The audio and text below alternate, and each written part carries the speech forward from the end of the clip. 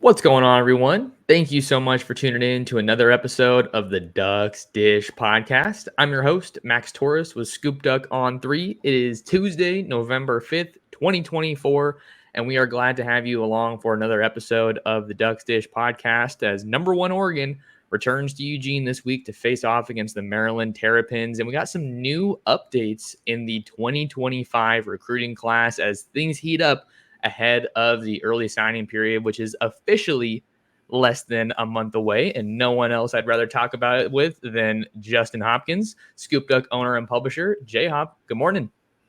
Morning. Nice little Tuesday. I don't really think there's much going on in the world today. Just kidding. But there is the college football playoff ranking, so at least we're going to have that later tonight. That's the vote that I'm most interested in right now. No doubt.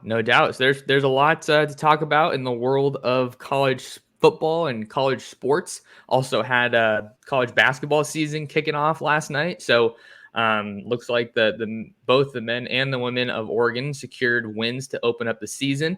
My Zags also beat Baylor in a top 10 showdown out there in Spokane. So love to see that. But we also got to hear from head coach Dan Lanning on Monday night as he held his weekly press conference ahead of this week's game, I should say, against Maryland.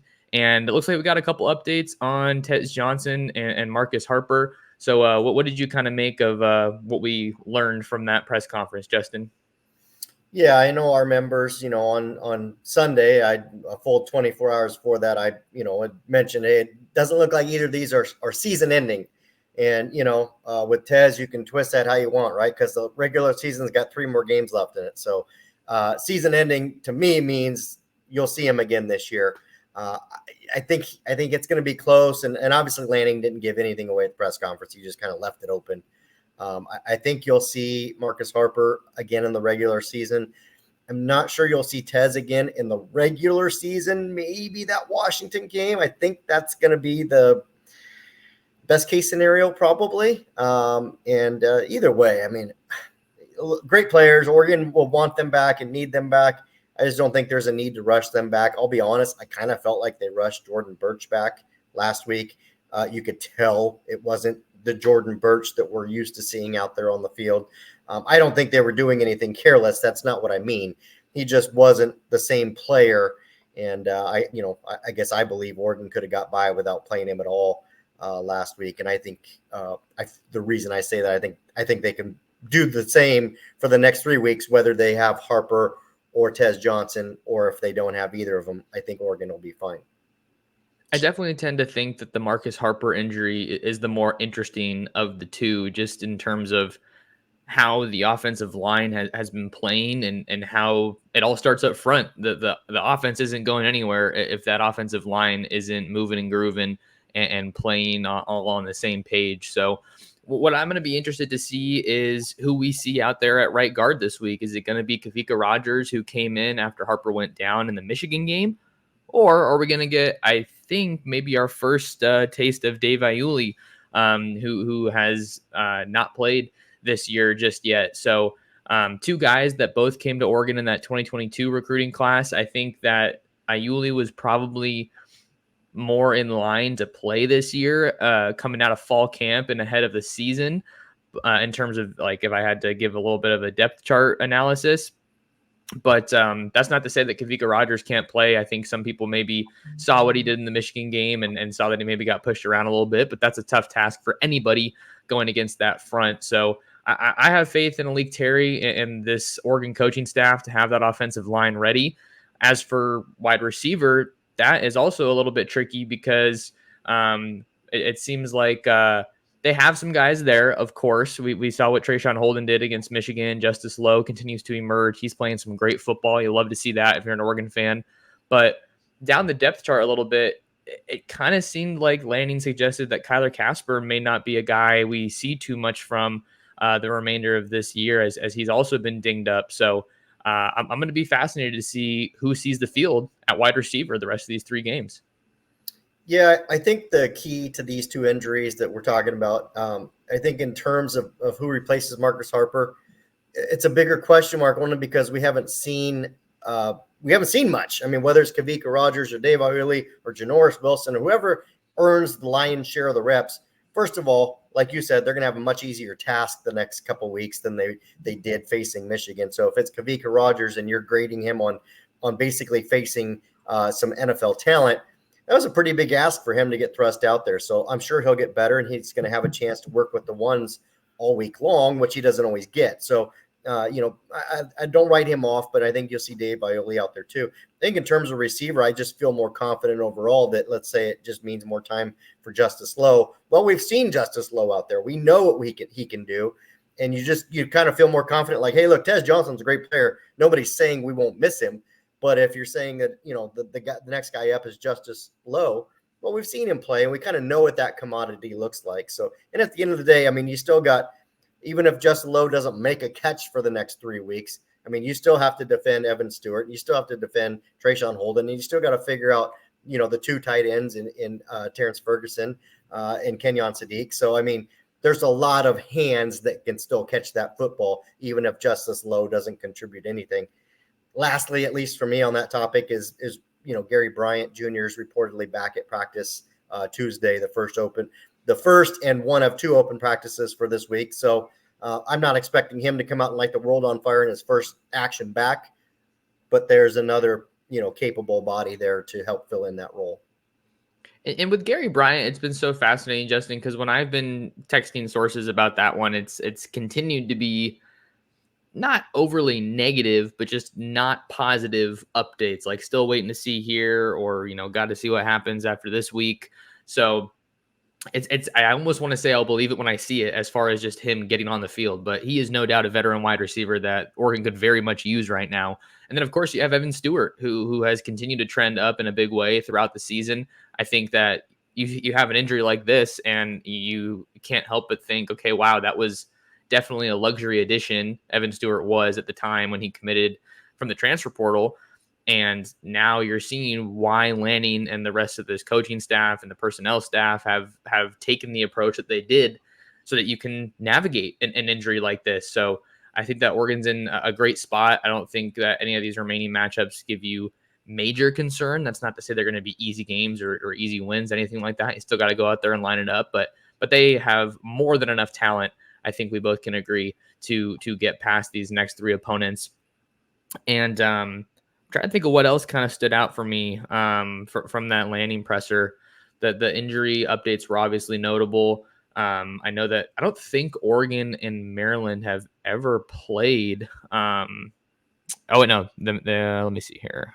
No, they haven't. They usually have a spot in the game notes that have the series and previous matchups, but they replaced that with Ducks as number one team, and kind of just how they've played in their history, ranked as number one. So what are your kind of early thoughts on this Maryland game, J-Hop?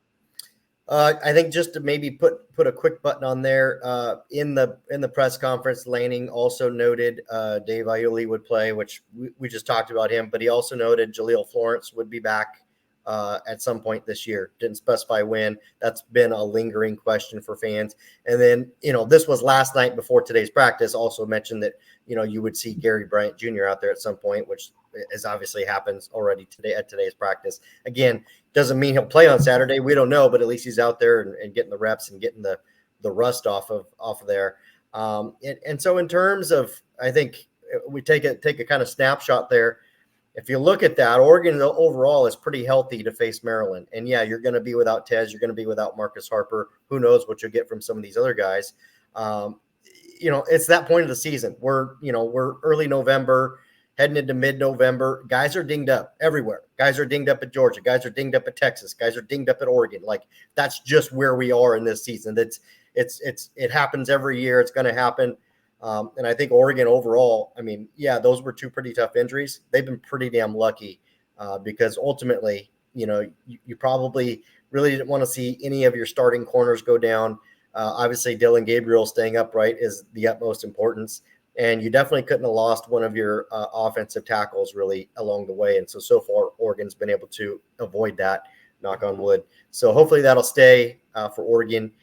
Maryland throws the ball a lot. Like, they've got some pretty good receivers. They chuck the ball. Mike Loxley, I remember watching him back at his days at Alabama.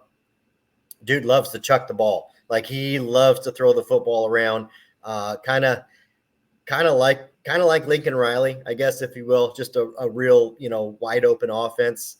I think that's why Talia Tagovailoa, while he was there, had a gazillion yards at Maryland in his career there. So you got to respect that. I mean, Oregon secondary is going to be tested. I mean, they've got a couple pretty good receivers that Oregon's going to have to watch for.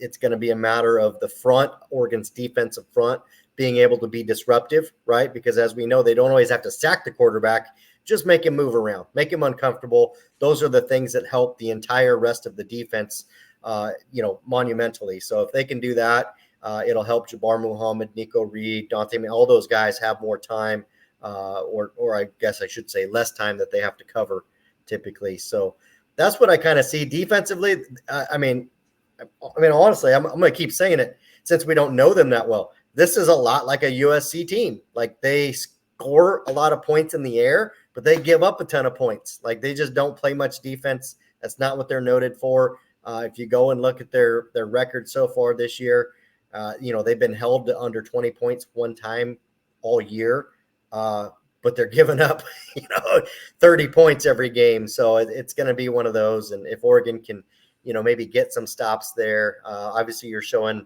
their record on YouTube if you're watching that way.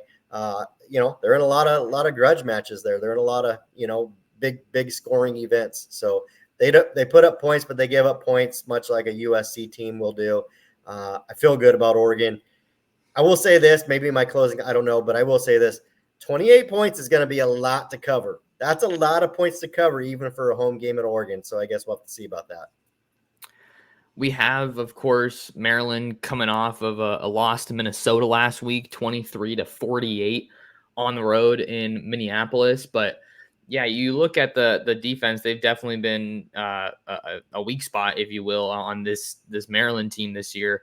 Billy Edwards Jr. is the guy that you got to know at quarterback for the Terps, and what they've done on offense, their offensive line doesn't strike me as one that is particularly effective. They didn't give up any sacks last week against Minnesota, but in the 3 weeks before that, they gave up 2 to USC, 3 to Northwestern, 5 to Indiana. So if Oregon can get after Edwards and at least, penetrate the pocket a little bit here and create some disruption, I think that could go a long way in slowing this Maryland offense down. And obviously, Oregon has a lot of momentum right now, defending the run, stopping the run, holding Michigan to just 105. Just slightly missed my prediction of going under 100 yards in that game last weekend in the Big House. So this isn't a game that I think presents a ton of concern, but for Oregon, it's a game to get better. I think you get a lot of reps with some of these guys. Like, that's a silver lining, if you will, with this injury. I mean, it's a lot better to have Maryland this week than Ohio State. Like, that's when you would really need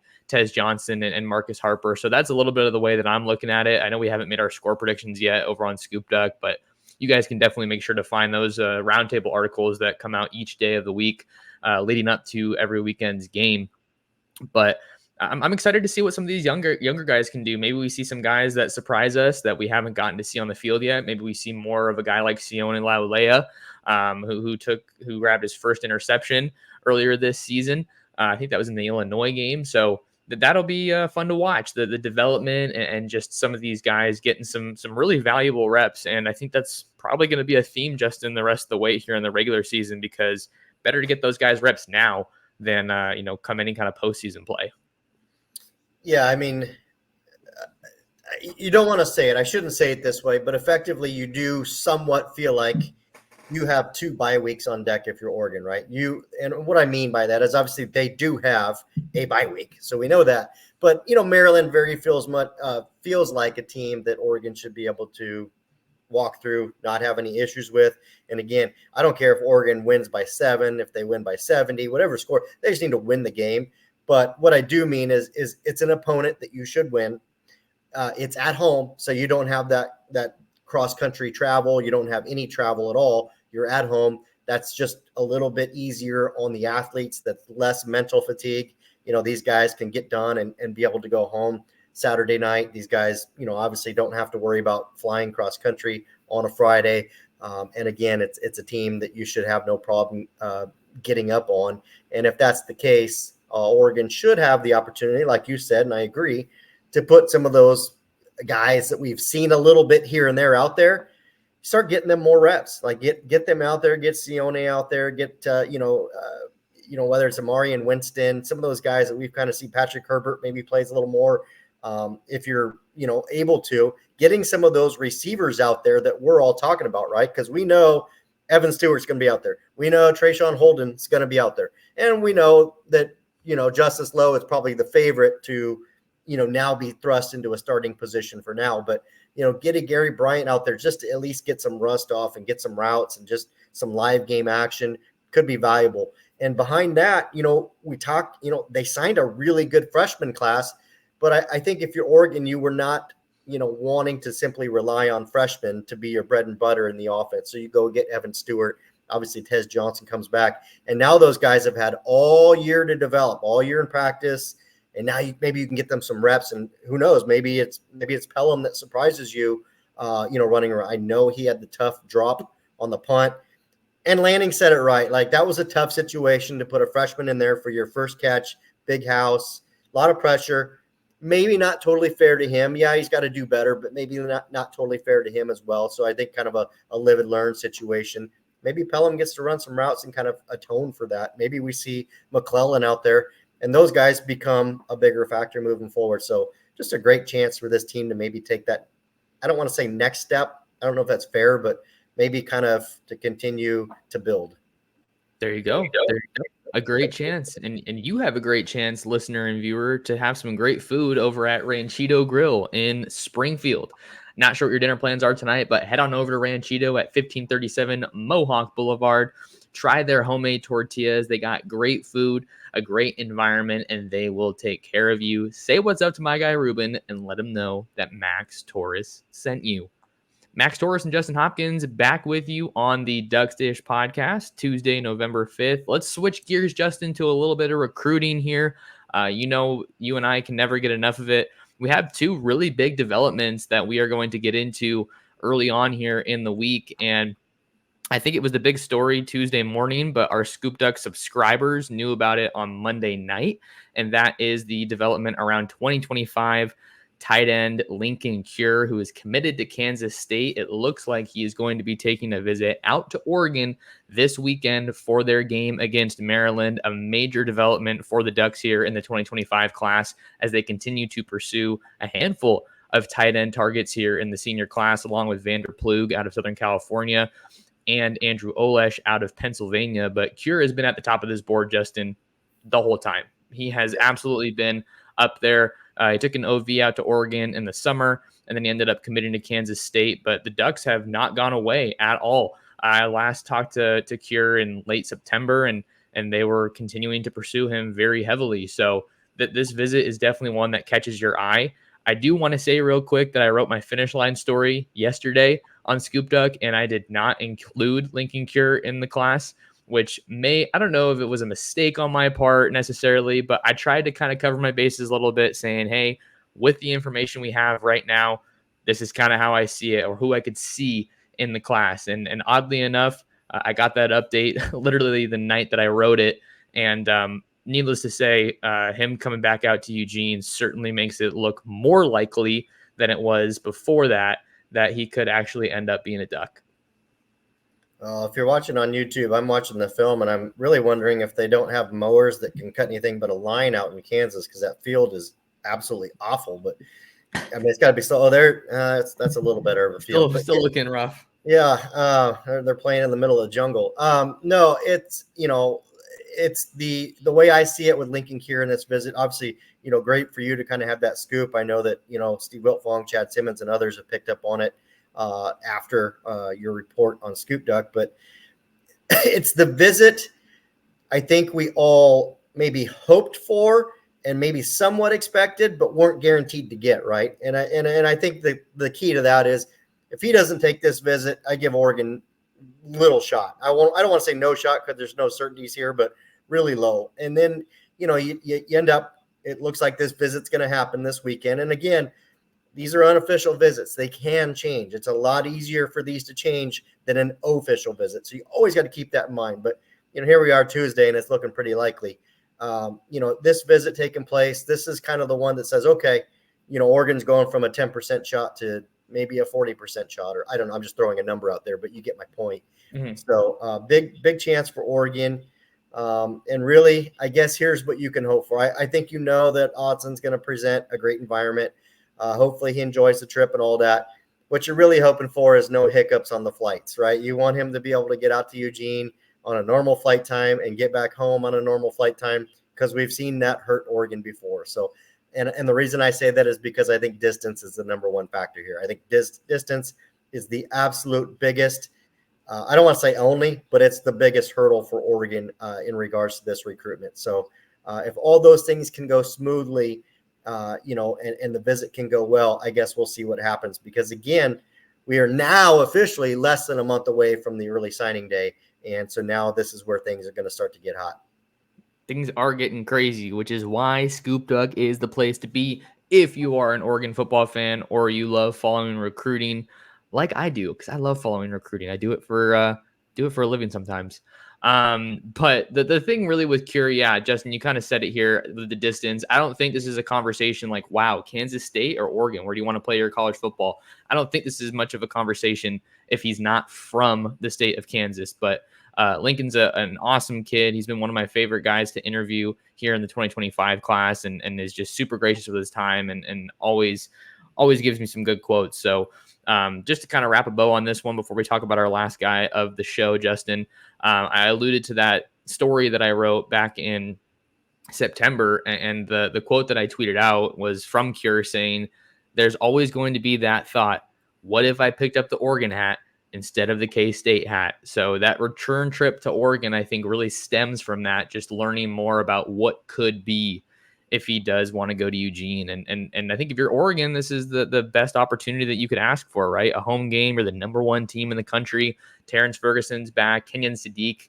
continues to be a bigger and bigger part of this offense, and he is so much fun to watch. So I don't think that this weekend's visit decides things. Very much doubt that we get anything from Cure as far as a final decision that soon. But of course, I think this would greatly improve Oregon's chances of ultimately pulling off that flip before the national signing period.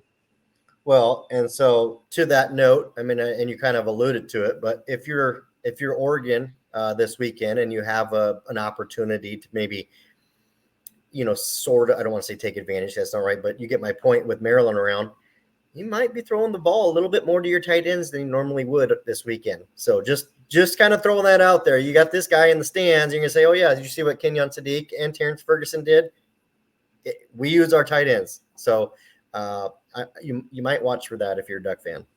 There you go. Good note to follow. And I think Oregon kind of has a little bit of a luxury there, right? With the opponent that they have. One more guy we want to talk about here, Justin. I know we're on a little bit of a time crunch, so I'll try to get through it. Oregon made a new offer on Monday night to 2025 Houston, Texas, Maid Creek Edge, Tobi Haastrup, who has just a phenomenal story. I wrote up a full interview over on ScoopDuck that you guys can read to get his thoughts on this offer. But they offered really in the 11th hour here because he does plan to be an early signee, does not plan to be an early enrollee, but 6'4", 235 pounds, originally from London, but moved to California. And then in 2019, he has since been in the Texas area, right, in Houston. So this is his first year playing football, which is just bonkers. The fact that he has almost 25 offers, and he's clearly incredibly gifted. I think when you see him being that new to football, probably a project kind of a guy, not someone who's going to be necessarily an instant impact guy at his school of choice. But you got to like this offer, just the staff continuing to do their homework, especially in the Houston area. Caleb Burns is another guy from that area that the Ducks are recruiting heavily here in the 25 class. And it looks like they're probably going to get an official here for Haastrup in late November. So Oregon's got a real shot. Yeah, I mean, we've talked about this before, and I think, Mario Cristobal actually did a good job bringing this to light for a lot of Duck fans while he was here. It's just there's always a spot for some developmental guys in your class, right? You don't want to sign 20 developmental guys because then that's going to put you behind the 8 ball. but at offensive line and defensive line specifically, it might not always just be the totally refined 5 stars coming in. There's guys like this that come in that you look at them and you look at the measurables and you look at the fact that this kid runs at a 11 second. He's just a freak of an athlete. You make room for guys like that in your class, and I think that that's what Oregon sees here. And I believe from your report, he's got 20 or 25 offers now for a kid who's just basically playing football for first time ever for his first year. And if you look at his film, I mean, this kid's in Houston, Texas. All right. He's not beating up on kids in Idaho. He's not beating up on kids in Colorado or wherever. He's in Houston, playing some pretty legit football and is making some plays. So you see the burst when he gets off the line of scrimmage. You can see he's got the athleticism. He actually does a decent job with his arms for a guy that's completely raw. But get this guy in here, let him learn, let him compete, let him get better. And so, I mean, again, we've talked about this already before, you and I, Max, but the defensive line class out west was not good. Oregon's kind of trying to figure out a way to get some guys. Jakeem Stewart is a possibility. Now you go and look in here, and here's an edge guy, because as we know, Hayden Lowe has basically kind of said, I think I'm pretty locked in with USC. So I don't want to say you scratch that one off the board, but it looks like a pretty long shot. And this one might be one that Oregon, has a much better odds with currently. So really going to be interesting to see how this one goes. Yeah, and you mentioned there just the freak athlete aspect of this. He was telling me when we were kind of just talking a little bit about Oregon and what he knows. He's been out to Oregon before, but for the Junior Olympics, and he ran the 100, the 200, the 4x1, and he did shot put. So this is just a no-brainer from an athletic upside standpoint. The last note I'll add on him, Justin, is he actually has a little bit of a friendship. I don't know how close they are, but somewhat of a friendship with Decorium Moore, based on them competing against each other in track and field. So maybe that's a guy that is getting in his ear a little bit about the Ducks. So this is going to be a fun one to follow. Recruiting's fluid, and I guess maybe I was asking for it when I was writing, like these are the names we have. I don't see a lot changing unless there's a late offer, but here we are, November 5th, and they got a new offer. So it's going to be a fun one to track. And I think Oregon's you're seeing a lot of good trends right now, less than a month out. Well, credit Oregon for continuing to grind, right? Not just like, okay, we're just going to settle and work on the 10 guys we have on the board. Like, obviously they saw this guy was getting attention, looked into him, decided to make an offer. And the same with Zach Staskowski. They continued to evaluate him. Obviously, they made the offer a couple months ago, but, just at least continuing to evolve in their recruitment there. And then, of course, Jaron Kiava Sagapolatele from Hawaii, who did set the record in Hawaii for passing. Kudos to him. Those lefties in Hawaii at quarterback are dangerous. You got to watch out for those guys. So, love that the staff kind of continued to monitor some of these guys into their senior years. And, really, I do think this. One thing I do like about Oregon is they seem to trust their evaluations, right?